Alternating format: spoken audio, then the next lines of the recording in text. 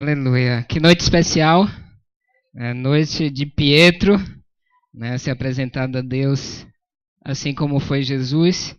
E eu queria que a gente abrisse o texto em Mateus capítulo 19, uma rápida meditação. Mateus capítulo 19, a gente vai ler uma parábola não, uma história. Jesus nos conta, do jovem rico, capítulo 19, versículo 16 a 22. Eu sei que para muitos de vocês é uma passagem bastante conhecida, E de muitas aplicações, inclusive.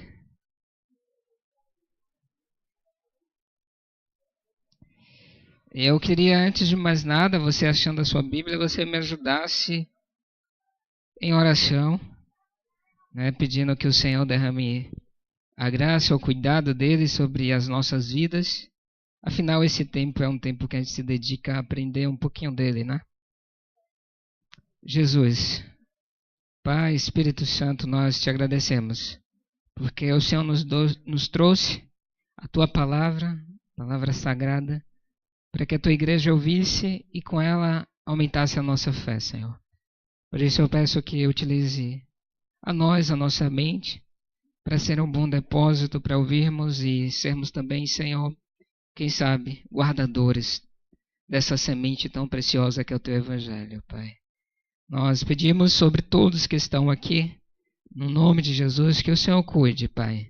E se há algum pensamento, algum sentimento que seja contrário à tua palavra, ou algum sentimento que não seja o teu, Pai, nós pedimos, crendo que assim o Senhor fará, que o Senhor retire do coração, Pai. Amém e amém. Mateus capítulo 19, versículo 16, até o 22. Diz assim a palavra de Deus: E eis que alguém aproximando-se disse-lhe: Bom mestre, que bem farei para conseguir a vida eterna? E ele disse-lhe: Por que me chamas de bom? Não há bom senão um só, que é Deus. Se queres, porém, entrar na vida, guarda os mandamentos. Disse-lhe ele: Quais? E Jesus disse: Não matarás, não cometerás adultério, não furtarás, não dirás falso testemunho, honra teu pai, a tua mãe, e amarás o teu próximo como a ti mesmo. E disse-lhe o jovem: Tudo isso tenho guardado desde a minha juventude. Que me falta ainda? Disse-lhe Jesus: Se queres ser perfeito, vai, vende tudo o que tens, e dá aos pobres, e terás um tesouro no céu. E vem e segue-me. Amém. Essa é uma passagem muito conhecida de vocês, Ela normalmente tem várias aplicações, a gente poderia meditar muito tempo nela aqui. E uma das coisas que não vou tratar nessa noite, que é essa questão da riqueza que pode tomar o coração do homem, mas não é sobre isso que eu quero falar essa noite, Nós vivemos, um tempo bem confuso, que o pessoal está chamando o tempo pós-moderno, e alguns, inclusive, estão chamando pós-cristão. Ou seja, teve o evento do cristianismo e agora a gente vive um tempo pós-cristianismo, onde se não acredita mais em valores absolutos, não tem-se mais certezas. E recentemente eu vi, talvez alguns daqui viram, um vídeo no Facebook sobre uma universidade nos Estados Unidos que passou a adotar uma ideologia chamada ideologia de gênero.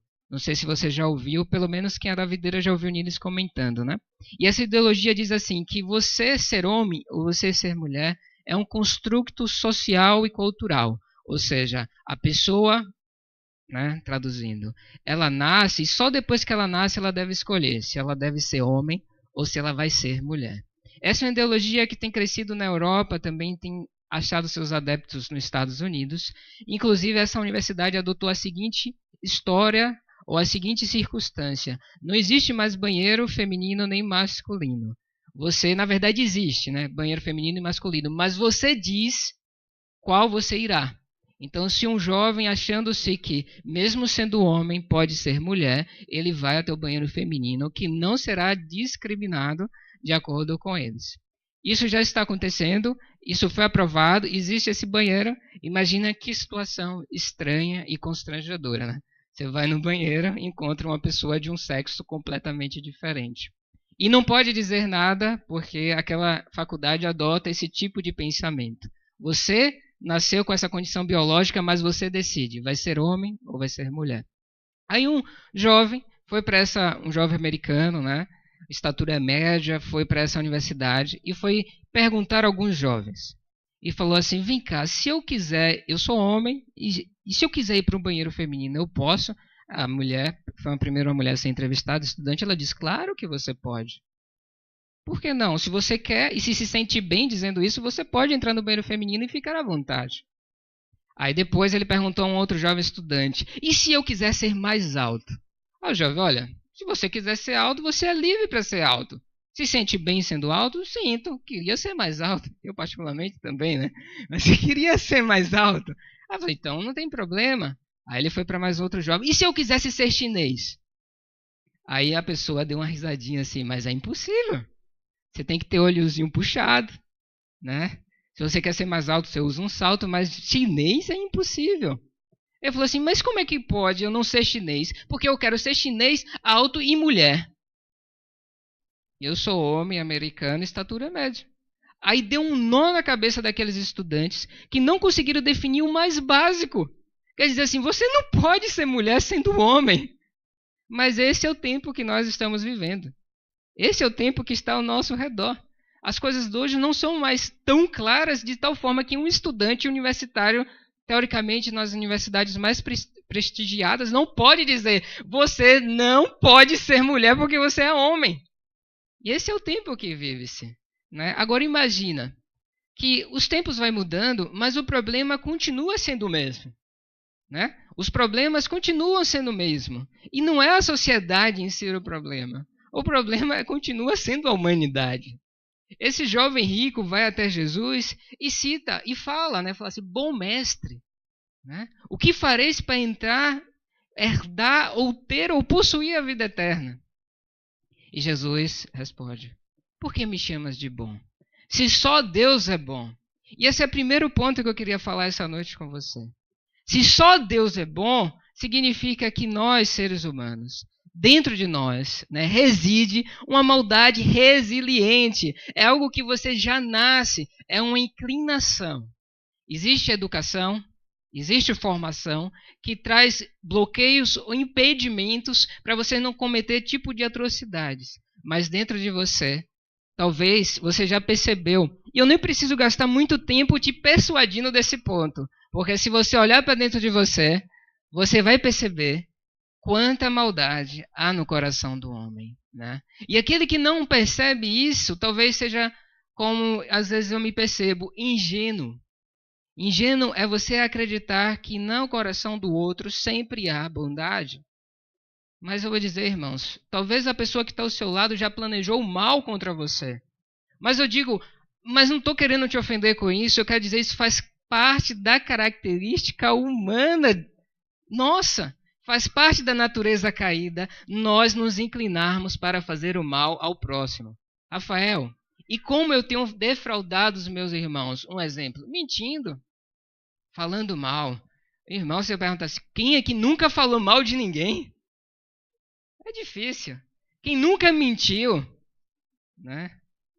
Quem nunca pensou um mal sobre uma pessoa, ou quem nunca executou algum tipo de ação que prejudicou alguém.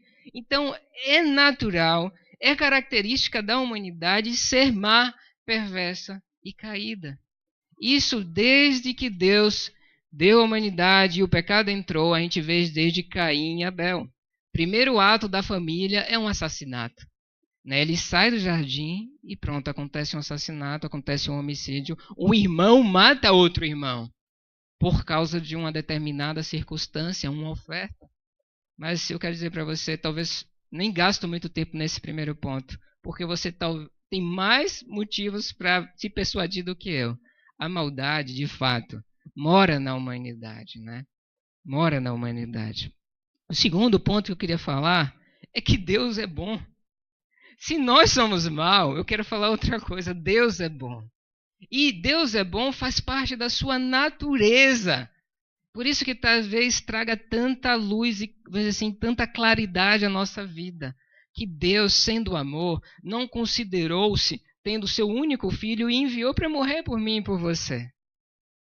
E para tantas pessoas é uma luta experimentar o amor de Deus, porque ele se percebe tão devedor e tanta maldade e tão aquém de alguém que merecia ser amado ou desejado por alguém. Por exemplo, esse é o desafio de uma pessoa que nasceu em um lar onde os pais se divorciaram muito cedo. Ou esse é um desafio de uma pessoa que foi abandonado, ou que talvez passou uma circunstância difícil, que não se reconhece, não se percebe, nem se aceita, nem se deixa ser amado. Essa é uma realidade. Mas assim eu quero dizer, enquanto a humanidade amar, eu percebo o quanto Deus é bom. E quanto Deus é amor. Ou seja, vocês podem pensar o que quiser, mas o caráter de Deus é um caráter amoroso. E a prova maior que isso é que ninguém aqui daria o seu filho para morrer por pessoas perversas. Só o nosso Deus, não considerando, entregou seu próprio filho, seu único filho, para morrer por mim e por você. Então, essa é uma característica de Deus, a sua bondade e misericórdia. E se a gente olhar para a nossa vida, quanta bondade e misericórdia nos rodeiam, irmãos. Quantos livramentos, quanta atenção e palavras, às vezes a gente vai cometer um desatino ou vai pecar lá na frente, Deus coloca pessoas antes nos avisando, não faça isso, esse caminho não é correto. Às vezes você tem um planejamento em fazer o mal, até a sua própria vida, de repente o Senhor entra naquela história, é um carro que quebra, é uma viagem que não acontece e você não sabe, mas é o Senhor Deus trabalhando pela sua vida. E eu costumo pensar assim, toda a sua história é uma história de Deus te amando e buscando te encontrar. E para isso ele utiliza de vários instrumentos, como por exemplo no meu caso foi a música. O primeiro contato que eu tive com o Evangelho foi através do meu professor de música. Eu amava a música, mas no fundo eu queria de verdade era amar a Deus. E isso que é importante a gente entender, que somos amados, desejados, buscados por Deus. Se não fosse assim, não mereceria Deus enviar o seu Filho, simplesmente para olhar a mim e a você sofrer nossos delitos e pecados. E quantas pessoas ainda lutam contra o pecado, ou então lutam em ter uma vida perfeita, sem ter o Deus da perfeição. E aí eu avanço para o meu terceiro ponto. Se só Deus é bom, Jesus é Deus. Alguns, ao fazer essa leitura talvez muito rápido, não percebem que a resposta correta do jovem rico, a abordagem ou a resposta de Jesus, ele fala, Jesus, bom mestre, que farei para herdar a vida eterna? E Jesus responde, por que me chamas de bom? A resposta do jovem rico deveria ser logo de cara, porque tu és Deus. Porque tu és Deus. E não há outro igual a ti. Mas algum, talvez por não estudar ou se dedicar à oração, à leitura bíblica, usam a hermenêutica que eu chamo de hermenêutica pecaminosa. Ou seja, você olha a partir de sua própria natureza caída e daí extrai a verdade bíblica, ou seja, manchada. Irmãos, o texto está falando, talvez a resposta que está esperando o jovem rico é que ele dissesse, tu és Deus, por isso que tu és bom. Ninguém poderia fazer essas coisas se não fosse o próprio Deus. E esse é o meu terceiro ponto. Jesus é Deus. E se você não entende isso essa noite, você nunca vai se aproximar de Deus como o Pai. Porque Jesus fala, ninguém vai ao Pai senão por mim. Se você quer aprender alguma coisa a respeito de Deus, você tem que passar por Jesus. Ontem na conexão, uma pessoa compartilhando, sobre vida, sobre o que Deus fez na vida dela, ela falou assim, através de Jesus eu percebi que era o único caminho, não era um dos vários caminhos até Deus. Jesus continua sendo a única porta que leva qualquer pessoa a Deus. Qualquer pessoa. A gente está num mundo confuso, onde se diz que vários caminhos levam a Deus. E Jesus responde, estou à porta e bato. E se você abrir, eu entrarei e farei em ti morada e farei coisas que você nem imagina. Eu me lembro de um discípulo há vários anos atrás, quando ele se converteu. E ele tinha um vício que era cigarro, né? Ele fumava. E quando ele se converteu, houve uma ruptura imediata, uma ação específica do Espírito Santo e ele foi liberto e nunca mais fumou. Mas se você for para a ciência, existem os adesivos, existem técnicas, existem várias coisas que são paliativas, né? Então, digo mais uma coisa, irmão. A nossa época defende um Deus chamado ciência, né? E eu amo uma revista que saiu alguns anos atrás da Scientific American, chamado Universo Desafinado. E ele dizia assim que desde aquele momento para trás, a leitura do céu, das estrelas, estava corrompido por um gás específico que estava na borda da Via Láctea. Então tudo aquilo que eles estudavam a partir da história da humanidade, quantos anos tinha o mundo, estava corrompido. Depois você procura no Google, Scientific American, uma das revistas mais respeitadas. Inclusive quem estava escrevendo foi Steve Hawking, quem conhece um pouco de física sabe quem é. E ele estava dizendo assim, infelizmente, os dados que tínhamos não é correto. E eu quero dizer para você, se a sua vida é baseada em encontrar verdades que podem ser provadas cientificamente, eu vou dizer uma coisa séria. Se você for pesquisar um pouquinho mais profundo, vai ver que o tempo que se está vivendo é um tempo de descrédito na própria ciência em prol da ciência. Se percebe que indústrias produzem resultados. Aí você não se assusta quando vê, por exemplo, que um item que fazia um bem, daqui a pouco fazia mal. Aí na outra semana já faz bem. Aí na outra semana volta a fazer mal. E de repente sai que o chocolate deve ser consumido, que vai produzir ou vai proteger, mas na outra semana já diz, chocolate deve ser evitado. Eu quero dizer que cada resolução científica tem alguém que bancou por aquilo. Tem algum laboratório que foi gasto dinheiro para que se produzisse resultado. E como Eide, minha esposa, se formou em farmácia aqui na UFES, e várias vezes ela me contava e me comentava que o laboratório não tinha condições de você conseguir reproduzir coisas que são, de fato, necessárias para o curso dela, né? E não é só, acredito que é só aqui o caso da UFES, mas também deve ser caso de várias universidades, porque precisa de dinheiro, precisa de recurso e precisa de alguém que esteja interessado no resultado. E eu digo para vocês, existe indústria querendo isso. Mas tirando tudo isso de lado, eu quero dizer, Jesus está à porta. E a revelação que ele te dá não é baseado em uma ciência que você conseguirá produzir ou numa lógica matemática. É a partir do que ele produz no seu coração. Ele diz assim, eu dou uma paz que o mundo não pode dar. Aí você vem essa noite aqui e não sente essa paz. Mas você tem certeza que Deus não existe. Você vem essa noite, por exemplo, e diz assim, o mundo, a religião, a igreja, é um centro de dominação, mas não percebe que na história da igreja, muitos homens e mulheres morreram. Não porque tinham algo a ganhar aqui na terra, mas algo a ser ganho no céu. Então hoje a gente vê vários orfanatos por cristãos sustentados, vê várias hospitais, né? A gente tem o Hospital da Irmã Dulce. Você vê até os nomes, levam nomes de homens e mulheres consagrados a Deus. E por fim, as universidades que foram fundadas na época medieval, e talvez você não saiba, foram por causa de homens de fé que foram feitas universidades. Mas, irmãos, mesmo que eu te diga todos os argumentos necessários, só tem um jeito de você conhecer a Deus. Através de Jesus Cristo. Através de você abrir a porta do seu coração e dizer sinceramente, Senhor, como eu fiz uma vez, se tu existes, vem até mim e faz morada. Porque o que eu preciso é do Senhor. O que eu preciso é do Senhor. A quarta, que é um quarto ponto, aplicação e conclusão. O jovem rico não teve experiência com Jesus.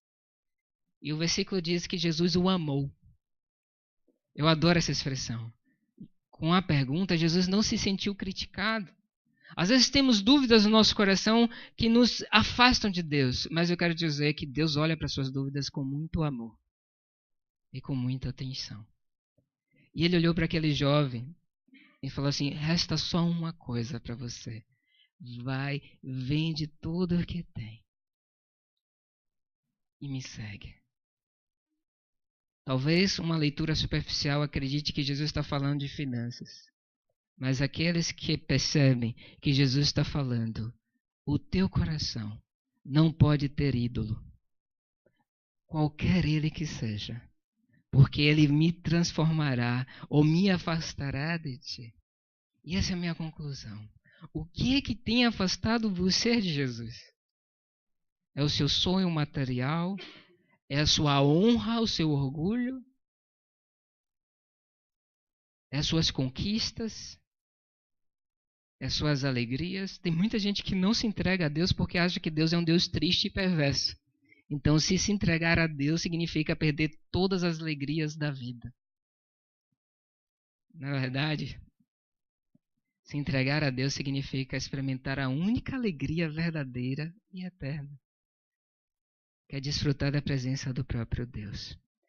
Então, irmãos, eu digo para você, não deixa para amanhã o que Deus chamou para você fazer hoje. E o que Deus chama a gente para fazer essa noite é: ponha teus ídolos para fora e deixa-o entrar no teu coração. E verás o que Deus pode fazer na vida de um homem que dá espaço para ele. Se você antes achava que era uma pessoa feliz, assim, experimenta a fonte da vida eterna. Se talvez você pensava que era uma pessoa que a vida tem sido muito perversa, experimenta a força que vem do Senhor. Experimenta. Se você acha que a sua vida tem vários desafios e alguns deles insuportáveis, experimenta o jugo suave de Cristo. Se você acha difícil conhecer a Deus, experimenta conhecer a Jesus, o seu Filho. Porque se aproximando dele, Deus vai ficar tão claro como a luz para você. Eu queria que você fechasse seus olhos agora e que você fizesse um convite ao Senhor para que Ele venha fazer morada no seu coração. Não por força, nem pela pregação, mas pelo poder do Espírito. Eu desejo que você experimente a Jesus Cristo como o Senhor e Salvador da sua vida. Queria que você fechasse seus olhos comigo. E eu vou fazer essa oração. E desejo de verdade que o Senhor traga revelação a você. Amado Pai, amado Deus, se necessário fosse, eu daria até minha vida, Pai, em favor deles que estão aqui. Para que eles pudessem ver o que eu vejo, experimentar o que eu experimento. Não sou perfeito, sou mau, sou caído, sou perverso. Mas por causa do Senhor, tenho sido sustentado em uma força que é sobrenatural. E os anos se passam, e as histórias continuam, e os problemas começam. Mas o Senhor continua sendo Deus. O Senhor continua sendo Senhor. O Senhor continua sendo Criador. E o Senhor continua sendo amor.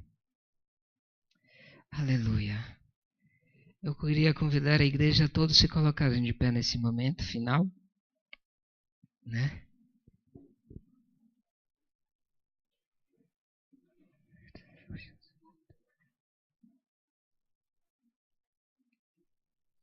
Aleluia. Eu queria que a gente continuasse de olhos fechados, né? E quero fazer um convite a você a quem o Espírito Santo chamou, convocou, chamou pelo nome, trouxe luz, trouxe entendimento, viste tamanho amor nesse curto espaço, mas viste amor no louvor, viste amor no coração de Nayana, eu ia a Salvador, viste amor no momento que se pregou no ofertório, viste amor no momento que se apresentou Pietro, viste amor no momento que Jesus te trouxe para essa noite aqui. E eu quero fazer um convite a você nessa noite. né? Quero que você abra espaço para Jesus no seu coração. Quero que você abra espaço. Queria pedir à igreja para a gente estar todos orando, né? Intercedendo. Eu queria que você deixasse o Espírito Santo quebrar os seus preconceitos ou os seus medos, ou talvez as tuas verdades ou as tuas certezas. Se você deseja fazer isso essa noite, a igreja está orando por você, irmão. A igreja está orando por você, irmã. Eu queria te convidar que você colocasse, né, a mão no seu coração nesse momento. Talvez seja o primeiro momento que você vai entregar a vida a Jesus. E eu queria que você colocasse a mão aí no seu lugar mesmo, no seu coração. E eu, junto com a igreja que tanto te ama e representa o amor de Deus, vamos orar para que o Senhor faça morada em você. Já colocou, irmão? Vamos orar então, igreja. Senhor Jesus, Tu um dia nos resgataste e nos chamaste de povo. Vem e faz moradia neste coração, Senhor. Quebra as barreiras, Senhor. Só Tu tens a palavra de vida eterna. E só o Teu Espírito pode trazer luz, verdade e clareza a esse coração, Pai. Aquilo que um pregador não pode fazer, faz agora no coração desta pessoa, Jesus. Traz luz, Senhor. Traz clareza, Senhor. E isso que aprende de entregar a vida ao Senhor, que seja rompido agora em nome de Jesus.